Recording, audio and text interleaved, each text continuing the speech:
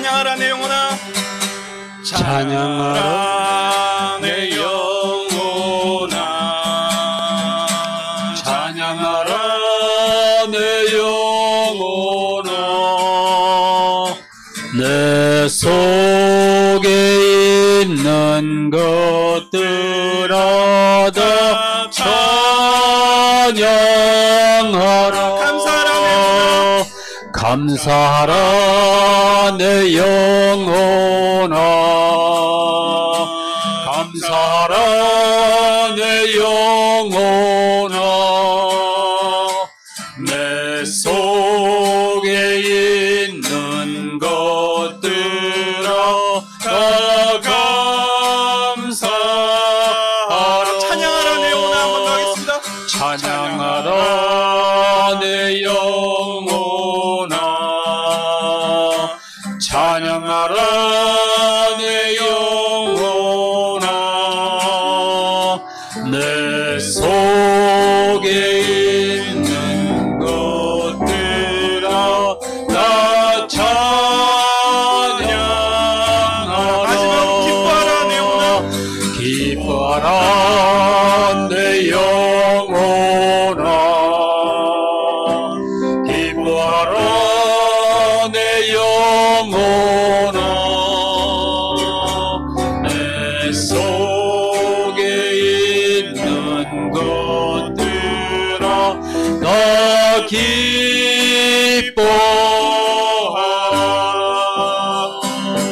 내 영혼이 은총 입어 중한 죄짐 벗고 보니 슬픔 많은 이 세상도 천국으로 가도다. 할렐루야 찬양하세. 내 모든 죄 사함받고 주 예수와 동행하리. 그 어디나 하늘 나라. 다시 한번 찬양하겠습니다. 내 영혼이, 내 영혼이 은총 입어 중한 죄짐 벗고 보니 슬픔 많은 이 세상도 천국으로 와도다. 할렐루야 찬양하세. 내 모든 죄 사함받고 주 예수와 동행하니. 그 어디나 하늘나라. 주의 얼굴 뵙기 전에 멀리 뵈던 하늘나라.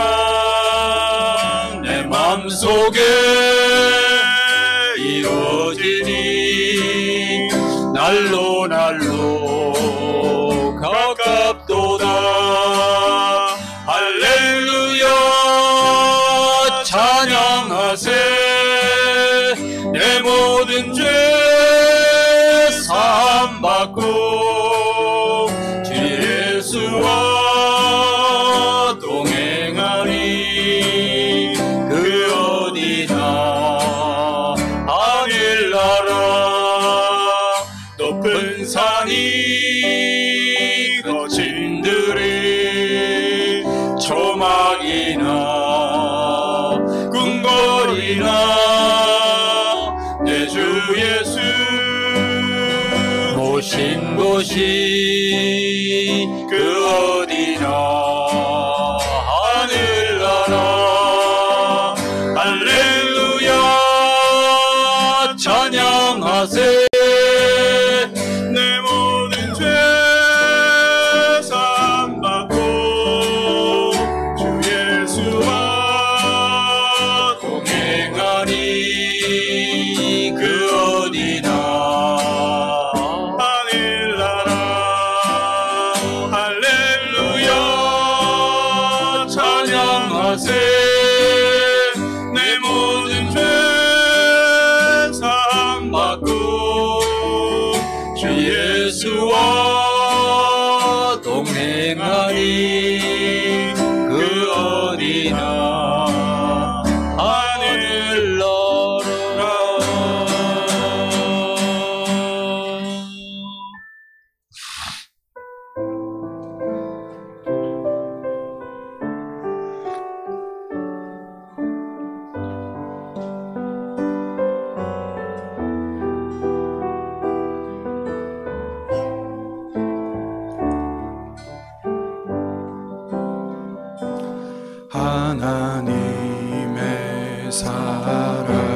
사모하는 자 하나님의 평안을 바라보는 자 너의 모든 것 창조하신 우리 주님이 너를 얼마나 사랑하시는지 하나님께 찬양과 경배하는 자 하나님의 선하심을 닮아가는 자 너의 모든 것 창조하신 우리 주님이 너를 자녀 삼으셨네. 하나님의 사랑을 사모하는 자 하나님의 사랑을 사모하는 자 하나님의 평안을 바라보는 자 너의 모든 것 창조하신 우리 주님이 너를 얼마나 사랑하시는지 하나님께 찬양과 경배하는 자 하나님의 선하심을 닮아가는 자 너의 모든 것 창조하신 우리 주님이 너를 자녀 삼으셨네. 하나님 사랑의 눈으로 너를 어느 때나 바라보시고 하나님 인자한 귀로서 언제나 너에게 기울이시니 어두움에 밝은 빛을 비춰주시고 너의 작은 신음에도 응답하시니 너는 어느 곳에 있든지 주를 향하고 주만 바라볼지라. 하나님 사랑의 눈으로 하나님 사랑의 눈으로 너를 어느 때나 바라보시고 하나님 인자한 귀로서 하나님 인자한 귀로서 언제나 너에게 기울이시니 어두움에 밝은 빛을 비춰주시고 너의 작은 신음에도 응답하시니 너는 어느 곳에 있든지 주를 향하고 주만 바라볼지라. 주만 바라볼지라.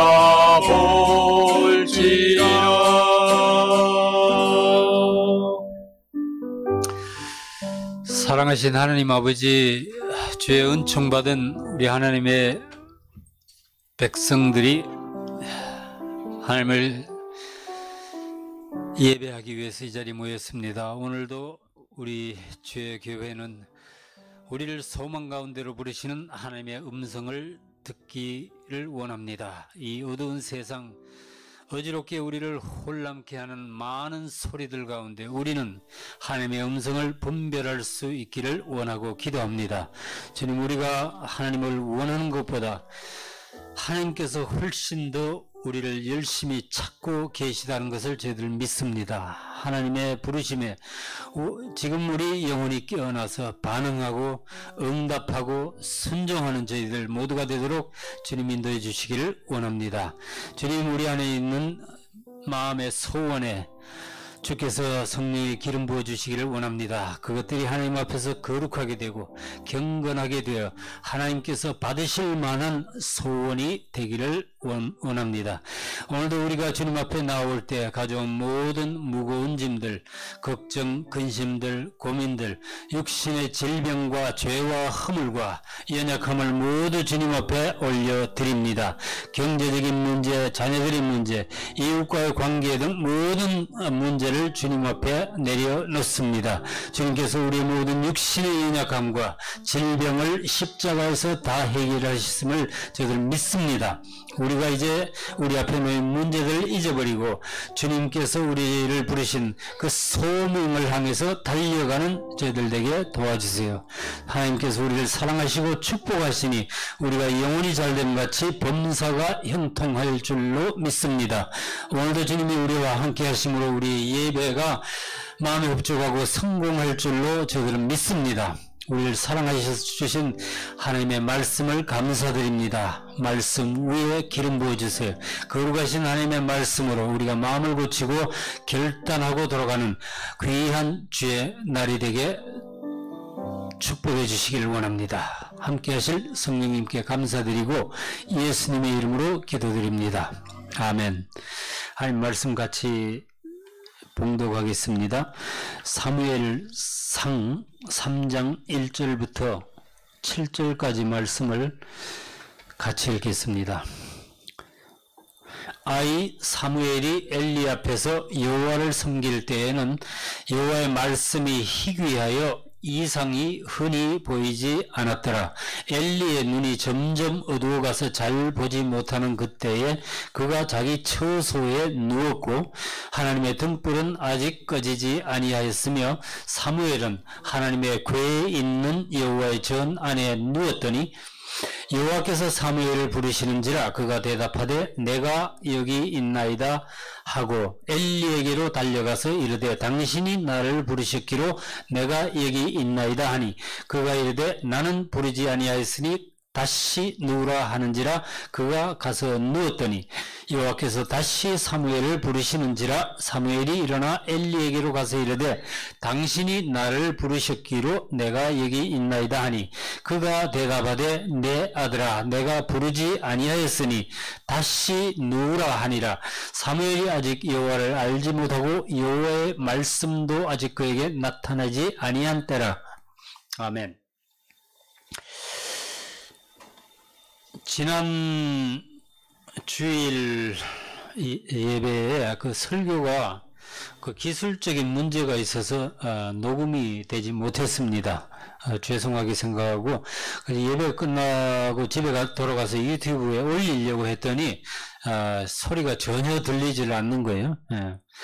그래서 제가 지난주에 나눈 말씀 우리 한나의 그 이야기를 살펴보면서 제가 그 강조한 내용을 몇 가지로 좀 요약을 해드리겠습니다. 우리가 우리 교회가 한나의 영성을 배우자는 것이었습니다. 첫째로 우리는 이웃이나 환경을 불평하지 말고 내 안에 우리 안에 예수가 없음을 고민해야 합니다. 우리의 목표는 뭐냐?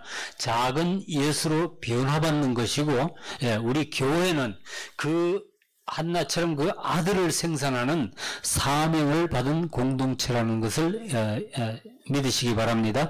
자, 두 번째로 한나는 자신을 괴롭히는 그 분인나에게 복수하지 않았습니다. 대신 그녀는 하나님께 나아가서 울며 기도했습니다. 한나는 분인나를 어떻게 생각하느냐?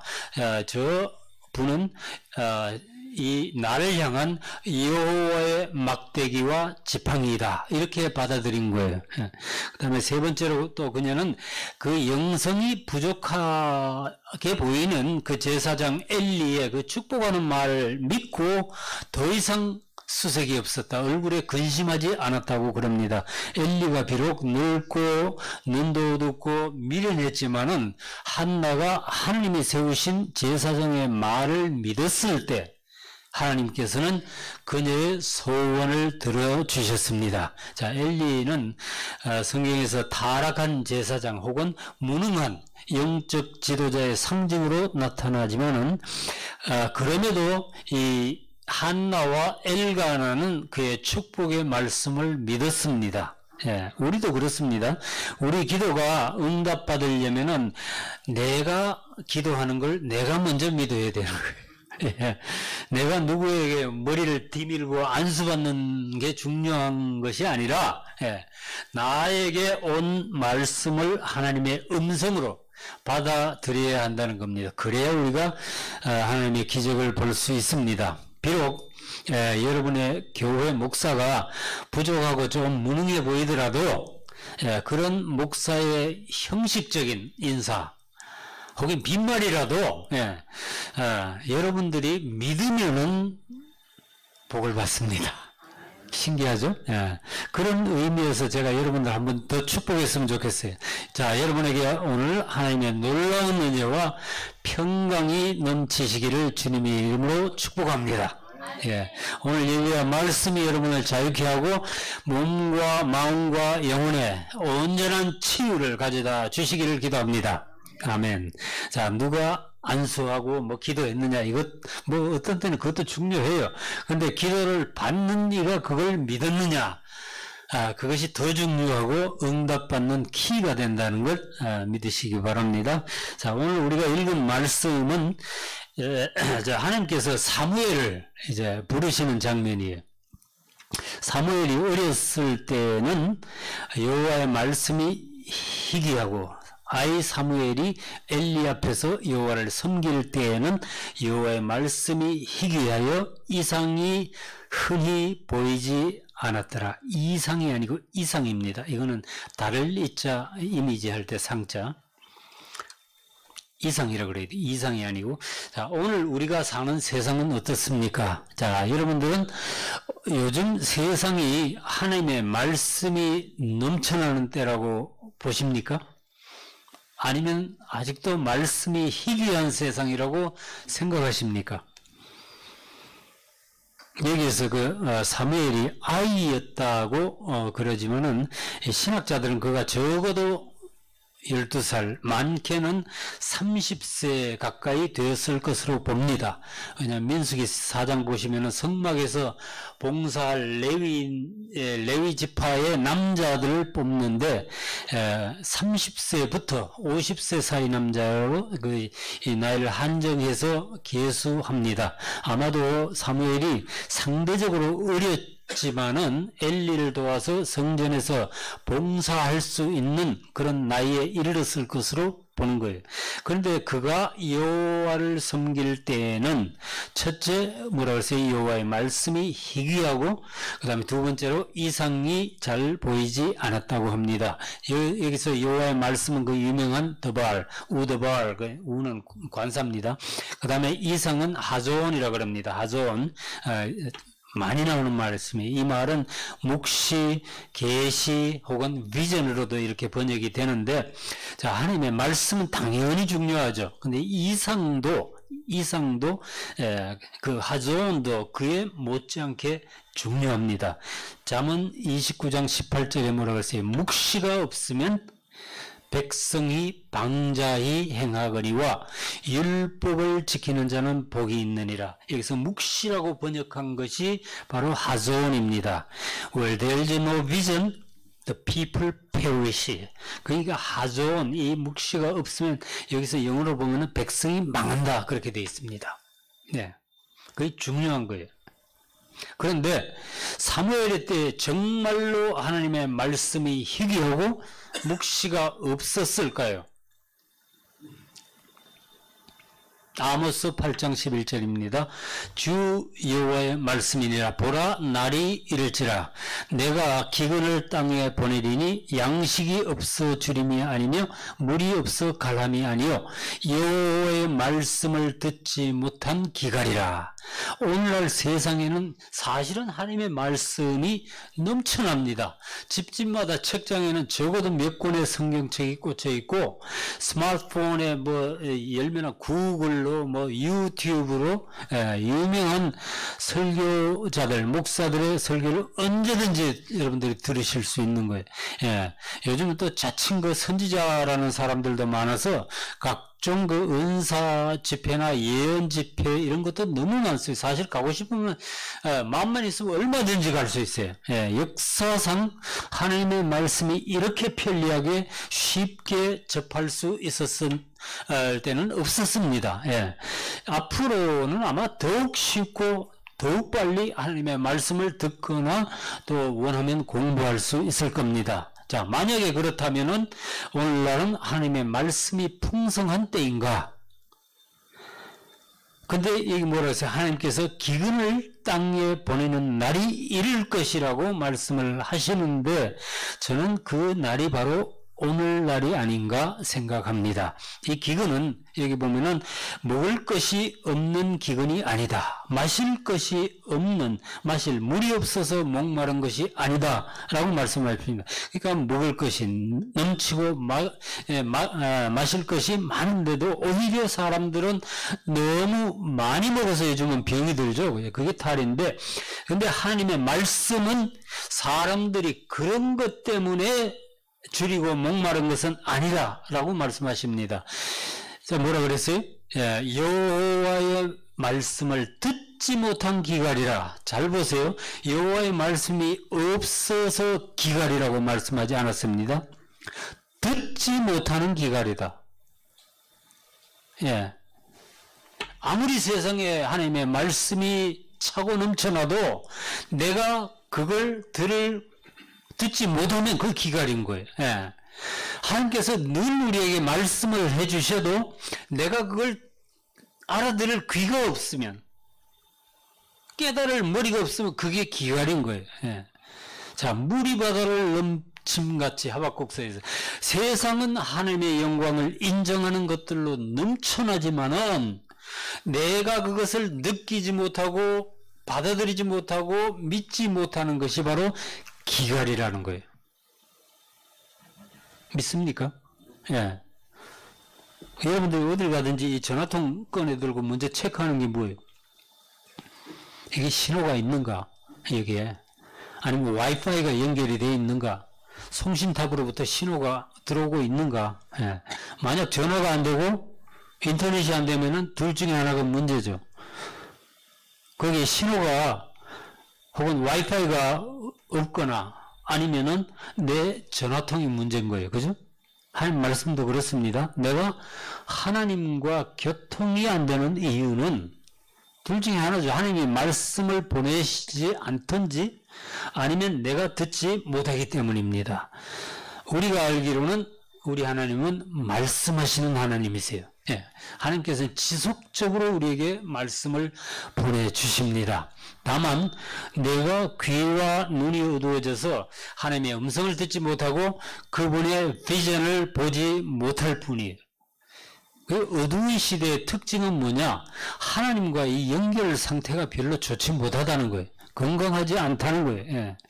사무엘 때에는 여호와의 말씀이 희귀하고 이상이 흔히 보이지 않았다라고 말합니다. 그때에 하나님이 진단하신 그 시대의 문제가 오늘날 우리가 살고 있는 이 시대의 문제와 똑같지 않은가? 이런 생각이 들었습니다. 세상에는 하나님의 말씀과 하나님에 대한 지식과 정보로 넘쳐납니다. 그러나 하나님을 믿기는 점점 어려워져 갑니다. 그거 여러분들 느끼세요? 사실 지금 우리가 가진 이 믿음마저 간직하기가 너무 어려운 거예요. 예. 홍수 때에 마실 물이 없다고 그러죠. 예? 그런 거예요. 이런 것이 진짜 기갈이 아니고 무엇이겠어요? 예. 하나님에 대한 인간의 믿음과 사랑은 점점 옅어지고 식어가고 있습니다. 예, 우리도 한때는 배가 고파서 하나님께 부르짖었지만은 지금은 그런 간절한 기도나 외침도 거의 사라지고 있어요. 예. 자, 여러분은 오늘 내가 처한 현실이 진짜 영적 기갈이라는 것을 먼저 인정하시기 바랍니다. 그래야만 여러분들 안에서 한나의 영성이 솟아날 수 있을 거예요. 예. 머리로 아니면 지식적으로 하나님을 아는데 만족해서는 안 됩니다. 내가 하나님의 음성을 듣고 그분과 교제하고 동행할 수 있는 그런 여러분들 다 되시기 바랍니다. 자, 사무엘서에 나오는 한나는 그저 그냥 속이 상해서 간절히 기도했더니 하나님께서 들어주시고 훌륭한 아들을 주셨더라. 뭐 그런 얘기가 아닙니다. 예. 한나는 사실 이 시대를 바꾸고 새로운 세상을 연 선구자였습니다. 그녀를 통해서 그 사사기 때의 그 영적 어둠이 막을 내리고 이스라엘의 왕정 시대를 준비하는 그 위대한 인물 사무엘이 태어나게 된 거예요. 사무엘서에는 그래서 계속 그 두 부류의 인물들이 비교되고 있습니다. 한나와 엘리 제사장이 먼저 비교되고 그 다음에 엘리와 사무엘이 비교가 되고 또 사무엘과 또 엘리의 아들들이 이렇게 비교되고 있습니다. 이게 뭘 말하고자 하느냐? 시대가 바뀌고 새로운 리더의 부각을 보여주려는 겁니다. 자, 다음 절에 보시면은 엘리의 눈이 점점 어두워가서 잘 보지 못하는 그때에 그가 자기 처소에 누웠고, 엘리라는 이름이요, 이 미국에서는 아직도 사람들에게 사랑받는 남자 이름 중에 하나입니다. 많이 들어보셨죠, 그죠? 일라이, 우리가 일라이라고 그럽니다. 예, 일라이 매닝이고요. 페이튼 매닝의 동생이에요. 그 뉴욕 그 자이언트 볼던 쿼터백 하던. 그리고 저기 인디애나폴리스에는 일라이 릴리라는 그 제약회사가 있죠. 이 제약회사는요 세계적인 제약회사입니다. 예, 그래서 이 히브리어 엘리라는 뜻은 높은 아니면 높여진 아니면 나의 하나님 그런 뜻이 있는데 아마 여기서 변화된 말이 우리가 엘리베이터 아니면 elected 뭐 이런 그런 말의 뿌리가 되었지 않느냐. 그래서 저는 생각해 봤어요. 같은 말뿌리에서 나온 성경의 이름들이 있습니다. 엘리에셀, 엘리야, 엘리사 다 이런 비슷한 뿌리에서 나온 말이에요. 자, 엘리의 그때 나이가 얼마나 되었는지는 우리가 알 수 없습니다. 그러나 4장 15절을 읽어보시면은 엘리가 죽을 때의 나이는 98세였습니다. 예. 그의 눈이 어두워지고 잘 보지 못한다는 말은 그가 육체적으로 이미 매우 늙고 약했을 것으로 보입니다. 그러나 여기서 사무엘서 기자가 강조하려는 것은 그런 육신적인 그 후패함보다 그가 영적으로 어두워 있고 하나님의 음성을 듣지 못하고 있었다는 사실인 것 같아요. 자, 엘리가 자신의 처소에 누워 있는 것과는 대조적으로 아직 나이 어린 사무엘은 하나님의 전 안에 누워 있었습니다. 다음 절이에요. 하나님의 등불은 아직 꺼지지 아니하였으며 사무엘은 하나님의 궤에 있는 여호와의 전 안에 누웠더니 뭐 그렇다고 해가지고 이 사무엘이 하나님의 궤가 있는 지성소 안에 누워서 잤을 리는 절대로 없습니다. 그랬다가는 바로 죽었으니까. 아마 여호와의 언약궤가 누워있던 지성소에서 가장 가까운 막사에 그가 누워있었을 것으로 봅니다. 사실은 그 엘리나 그의 그를 위해서 제사장이 된 그 두 아들들이 그곳에서 지키고 있어야 했습니다. 그러니까 여기서 보면은 이 지는 엘리와 뜨는 사무엘. 예, 여러분들 이 그림이 보이시죠? 그죠? 그 사사기 말기의 시대상을 대변하듯이 엘리 제사장과 그 아들들은 무능하고 어둡고 또 무책임했습니다. 특히 엘리의 아들 홈리와 비나스는 제사장으로서는 완전히 자격 미달이었습니다. 우리가 이 2장을 건너뛰었는데 2장을 읽어보면은 그들은 당시 그 제사장으로서의 온 온갖 악행을 다 저지르고 있었습니다. 다음 절 2장 12절에 엘리의 아들들은 행실이 나빠 여호와를 알지 못하였더라.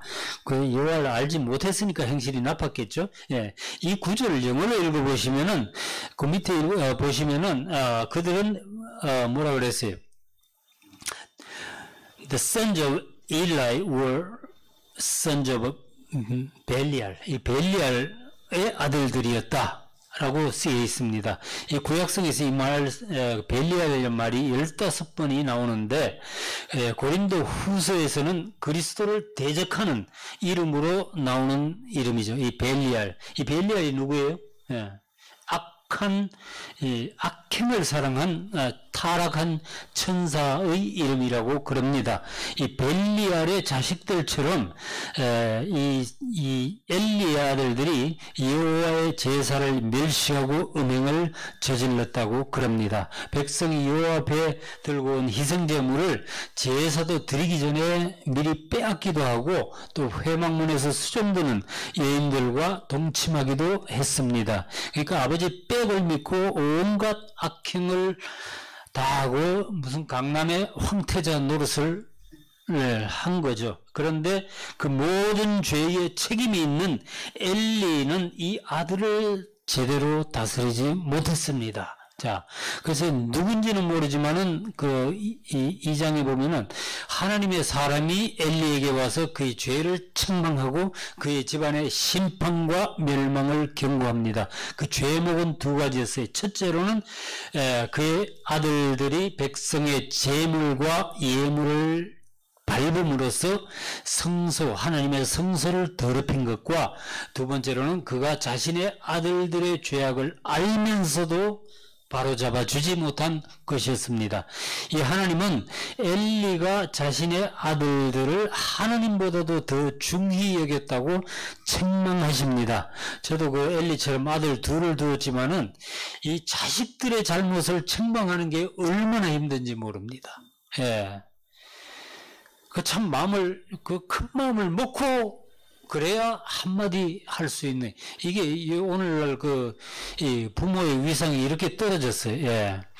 이 엘리도 이 아들들을 가르치고 바로잡는 일에 실패했습니다. 그는 마음이 약한 자였는지 아들들의 범죄를 다 듣고 알면서도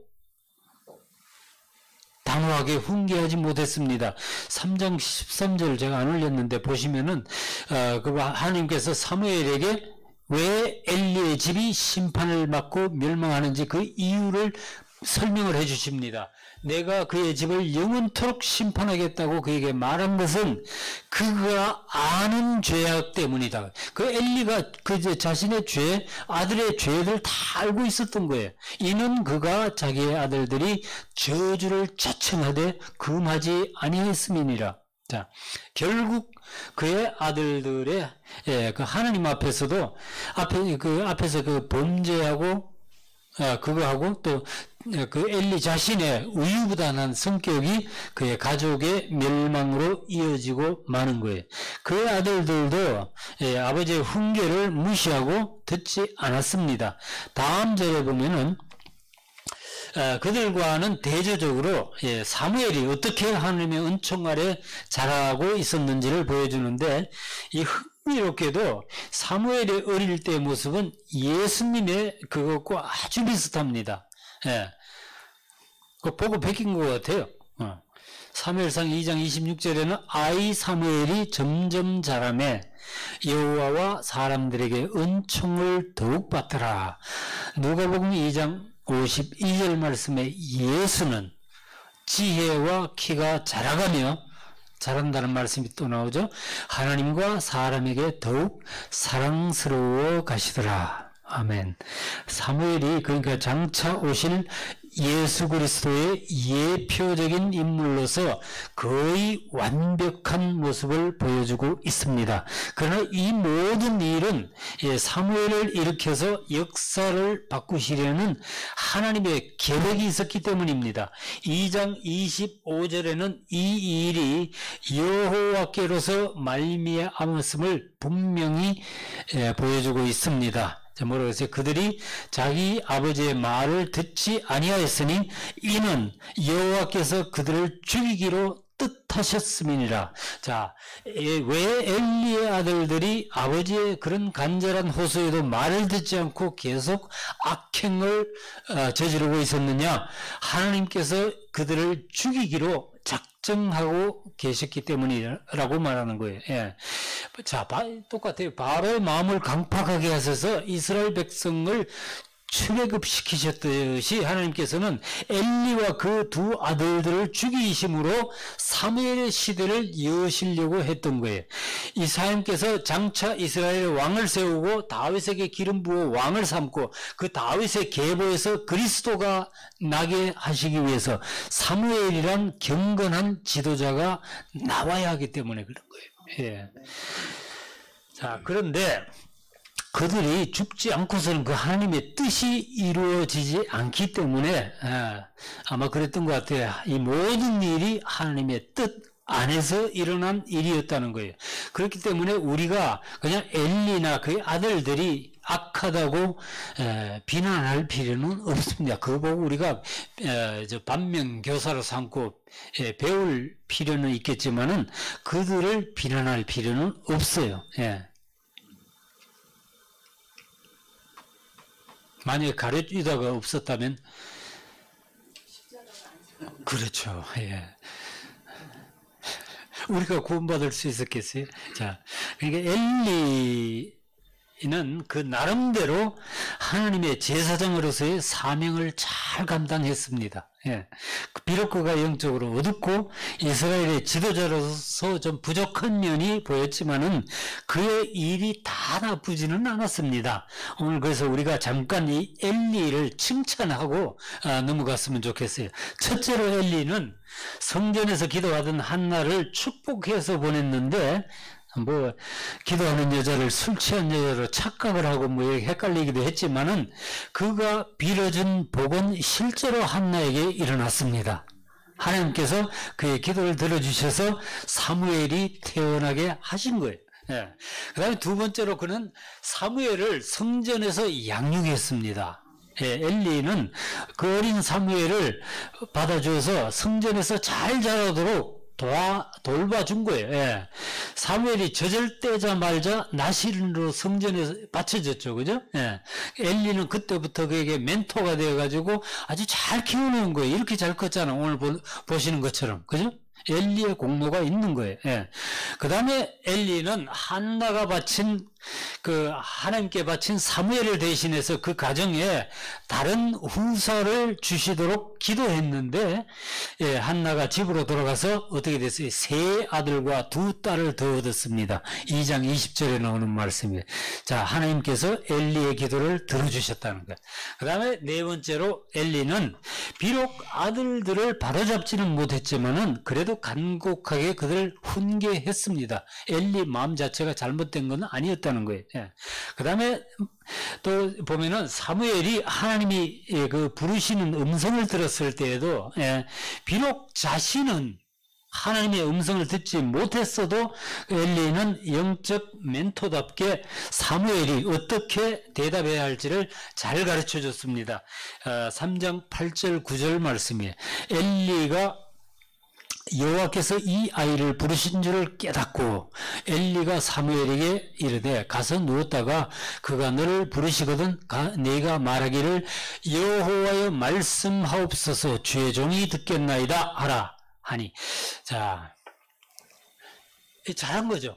예, 잘 가르쳐 준 거예요. 그리고 그는 사무엘의 입에서 자신의 집안에 대해서 멸망을 경고하는 그 하나님의 심판을 듣고도 보면은 겸손하게 받아들입니다. 자신이 듣지 못하는 그 하나님의 음성을 그 어린 사무엘을 통해서 들어야 했으니까 이 한 나라의 영적 지도자로서 그 엘리의 그 감정이 어떻겠어요? 얼마나 정말 좀 치욕적인 느낌이 안 들었겠어요? 예. 그런데도 보니까 엘리는 그걸 그냥 순종하고 받아들여요. 사무엘이 그것을 그에게 자세히 말라고 조금도 숨기지 아니하니 그가 이르되 이는 여호와시니 선하신 대로 하실 것이니라 이렇게 말합니다. 자, 그는 사무엘이 어리다고 막 무시하거나 야단치지 않았습니다. 야, 네가 무슨 어린 주제에, 네가 전도사인 주제에 감히 담임 목사에게 그런 말을 해? 이러지 않았다는 거예요. 예. 그런 면에서 엘리는 자신의 소명을 충분히 감당했다고 말할 수 있습니다. 엘리는 그래서 구속사적인 면에서 보면은 그의 시대는 가고 그 이스라엘의 새로운 영적 부흥이 일어나기 위해서 자신은 반드시 죽고 사라져야 할 그런 인물이었습니다. 그러니까 사람들이 자기 소견대로 사는 세상, 그러니까 이 하나님의 법이 막 무시되던 그 사사시대 말기의 영적 암흑기에 하나님께서는 자신의 선하신 뜻대로 역사를 이끌어 가시고 계신 것을 우리가 잊지 말아야 합니다. 그 증거가 바로 오늘 말씀에 제가 제목으로 뽑은 이거예요. 하나님의 등불은 아직 꺼지지 아니하였으며, 이 말씀은 사사기 말기와 같은 세상을 살고 있는 오늘날 우리가 사는 이 세상에 한 줄기 소망의 빛을 던져주고 있습니다. 여러분, 하나님의 등불은 아직 살아있습니다. 예. 당시에 엘리의 눈은 어두워지고 있지만은 하나님의 등불은 아직도 타고 있었던 거예요. 하나님의 등불은 하나님의 임재를 상징합니다. 또 성령의 인도하심을 상징해요. 또 시편 119편 보시면은 뭐라고 했어요? 하나님의 그 말씀을 상징하죠. 말씀. 주의 말씀은 내 발의 등이요 내 길에 빛이니이다. 믿으십니까? 예. 하나님께서는 저와 여러분들처럼 성질이 급하지 않으십니다. 결과를 빨리 보시려고 무리할 필요가 전혀 없으신 거예요. 예. 하나님은 시간이 무한대로 많으신 분이에요. 그분은 그래서 오래 참으시고 피곤해하지도 않으시고 인간의 실패나 배반에 낙담하시지도 않으십니다. 예. 다음 절 보시면 이사야서 42장 말씀에 상한 갈대를 걷지 아니하시며 꺼져가는 등불을 끄지 아니하시고 진실로 정의를 시행할 것이며 그는 쇠하지 아니하며 낙담하지 아니하고 세상의 정의를 세우기에 이르리니 성들이 그 교훈을 앙망하리라. 아멘. 오늘날 세상이 아무리 약하고 하나님의 교회가 멸시받고 성직자들이 막 타락하고 그래도 이 하나님의 섭리, 하나님의 구속사는 전혀 방해받지 않습니다. 우리 가봤잖아요. 쏟아진 나이아가라 폭포처럼 아무도 막지 못할 그 엄청난 힘으로 하나님의 역사는 진행되고 있다는 것. 이런 때에 오늘 말씀을 통해 우리가 정말 고민해야 할 것들은 이런 겁니다. Why not me? 나는 왜 안 돼? Why not our church? 왜 우리 교회는 안 되는 거예요? Why can't I be Samuel? 왜 나는 사무엘이 될 수 없어? 그리고 Why can't I be the Lamb of God in the world? 왜 나는 이 세상에서 하나님의 등불이 될 수 없어? 이런 저와 여러분들에게 이런 진지한 고민이 있어야 될 줄로 믿습니다. 자, 하나님은 여호와의 전 안에 누워있던 그 사무엘을 하나님의 등불로 삼으신 거예요. 그는 하나님의 전 안에 등불을 보살피는 사명을 받았던 것 같아요, 그때. 근데 그 사무엘을 이스라엘의 등불이 되게 하셨습니다. 하나님께서는 오늘도 이 세상의 어두움을 물리칠 하나님의 등불이 되는 주의 제자들을 찾고 계십니다. 저와 여러분이 이 세대에 하나님의 전의 등불을 맡은 자들이라는 것 믿으시기 바랍니다. 사무엘처럼 저와 여러분이 오늘날 영적으로 어두운 세상에 등불이 되어 밝히는 저와 여러분들이 다 되시기를 주님의 이름으로 축원합니다. 기도하시겠습니다. 사랑하신 하나님 아버지, 우리의 연약함과 부족함을 다 아시면서도 우리를 불러주신 하나님께 감사와 찬송을 드립니다. 우리를 부르신 하나님의 뜻과 목적이 우리 인생에서 다 이루어지기를 기도합니다. 때로는 힘든 일도 많이 있지만 그것조차도 하나님께서 우리를 다스리시고 인도하시는 주의 막대기와 지팡이임을 믿습니다. 내가 하나님으로부터 심판을 받아서 이렇게 인생이 힘든 것이 아닌가, 이렇게 우리가 하나님을 오해하지 않도록 도와주시기 바랍니다. 사무엘처럼 우리도 주님의 부르시는 음성을 들을 수 있기를 원하고 기도합니다. 성경을 통해서 또는 주위의 사람이나 환경을 통해서도 주의 음성을 듣기 원합니다. 우리의 눈과 귀를 열어주시고 주의 말씀으로 우리의 심령을 밝혀주시기를 원하고 기도합니다. 주님, 우리가 길지 않은 인생을 살고 있는데 정말 너무 늦지 않게 하나님의 부르심에 확실하게 순종할 수 있게 도와주세요. 성령님께 감사드리고 예수님의 이름으로 기도합니다. 아멘. 오늘 말씀 생각하시면서 같이 찬양하시겠습니다. 지난번에 찬양을 하려다가 잘 안 된 찬양인데 다시 한번 하시겠습니다. 날마다 숨 쉬는 순간마다 우리가 주님 앞에 우리 자신을 맡길 수 있는 여러분들 되시기 바랍니다. 할렐루야.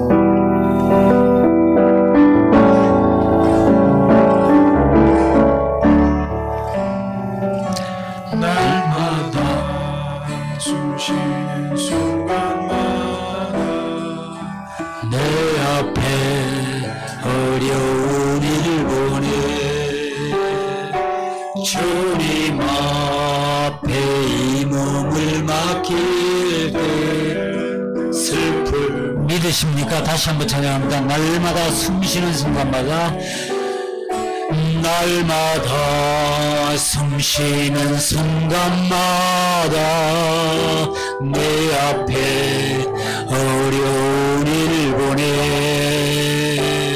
주님 앞에 이 몸을 맡길 때 슬픔 없네, 두려움 없네.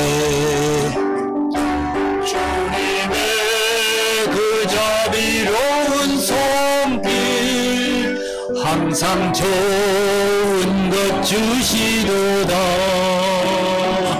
사랑스레 아픔과 기쁨을, 수고와 평화와 안식을 날마다 주님 내 곁에 계셔 자비로 날 감싸주시네. 주님 앞에 이 몸을 맡길 때 힘주시